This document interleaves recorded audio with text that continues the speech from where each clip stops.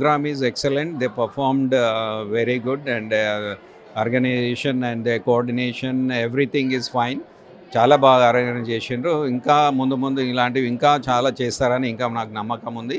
So మా తరఫున కూడా జగిత్యాల డిస్ట్రిక్ట్ బోర్డు తరఫున కూడా మా అంటూ వాళ్ళకి సహాయం ఎప్పుడు ఉంటుంది. అది కూడా మేము మా ఇంట్రొడక్షన్లో మేము వాళ్ళకి హామీ ఇచ్చినాము. అదే కంటిన్యూ అవుతుంది. రేపు ప్రొద్దున కూడా ఇంకా ముందు ఇంకా కన్వెన్షన్స్, మీటింగ్స్ ఇలాంటివి అవుతుంటాయి. ఈవెన్ మా డిస్ట్రిక్ట్ లెవెల్లో కూడా మేము పర్ఫామ్ చేస్తాము. దాన్ని కూడా మేము ఇంకా రాను దాన్ని ఎంకరేజ్ చేస్తాము. Thank you.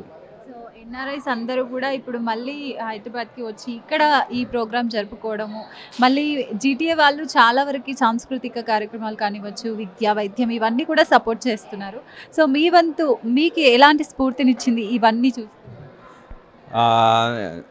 చాలా సంతోషంగా ఉంది. ఎందుకంటే ఎన్ఆర్ఐలు అక్కడ కూడా వాళ్ళ పిల్లల్ని ఈ మన కల్చర్, మన ట్రెడిషన్ కూడా ఎలాంటి తగ్గించకుండా వాళ్ళ పిల్లల్ని ఎంకరేజ్ చేస్తూ అన్ని రంగంలో వాళ్ళను ఇన్వాల్వ్ చేస్తూ ఈవెన్ మన ట్రెడిషనల్ డ్యాన్సెస్ అవి కూడా అన్నీ కూడా వాళ్ళకు నేర్పుతున్నారు అక్కడ.